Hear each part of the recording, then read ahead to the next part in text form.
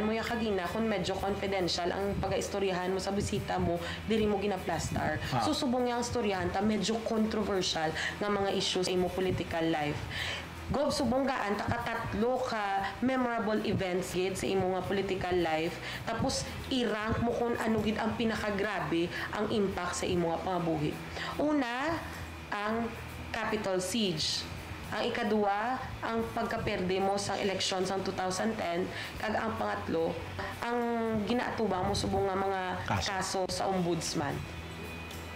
Ang numero uno gina, Capitol Siege. Nga ago. Capitol Siege, kaya kung nadayon to, either madula ako sa kalibutan, hasta ang kabataan ko. Kaya dito ang kabataan ko, kag ang mga tao dito, hamak mo na. Nasiin gani mo. Bibisi sa bilog ng kalibutan. Yes, go. Oo, ang Capitol Siege. So, number one gid to. Although, sa akon, wala ako nakulbay.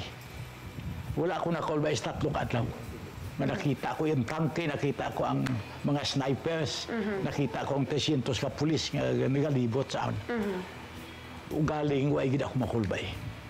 Nakulbaan na lang ko pagkatapos nga nagtulog ako di sa balay pagkaaga kinulbaan ako. Dito ka naging kulbaan na ko ba? Nga pagkatapos na. Bala mo sa last nga to, nabuot na masulod ang mga pulis, nag-issue ako sa statements nga Ilonggos are worth dying for. Ang ikaduha, ang ako nga kuan ng sa ombudsman nga 20 ka kaso. 20 ka bilog ko? Yeah, 20. Ikatlo ang pagkapiyerde ko. Ang pagkapiyerde ko, tibala mo, 15 ka eleksyon nga nagpartisipa ako. 15 since 1965. 15 elections I participated. 5 ang piyerde. Napulo ang daw. Wow, grabe. Do boxing man gali ko. Kung napiyerde ako, primero, pagka-piyerde ko daw, laing balatyagong ko, ikadua daw wala na, ikatlo daw wala na, ikapat, kalima daw wala na. Gob, subong naman niya gaan, taka sa nga mga ngalan, 4 ka bilog. Amo ni mga ngalan nga mahambal naton kontra mo sa politika. Defensor, Gonzales Sr., Biron, kag si Huko. Sa ila nga 4, sinugid ang mambal mo nga pinakakontra mo gid, kag ang pinaka hindi. Subong sini, unta ako ginaya si Huko. May experience ako sa iyam. That was 2004 elections. Kabalo ka, nakadebate kami sila. Dua kami. Anong hindi debatihan nyo, Go? Nga ako kuno makawat. Amo na ang mga issue yata gid. So, natapos na ito. Natapos na. Sa uli, tawagin naman ako. Sa ibo naman ako mabulig. Ay! Naglain naman. Naglain? Oo. Ako no. Long distance pa. Siling nga kay kadua na ako magpasorbe. Daog ka.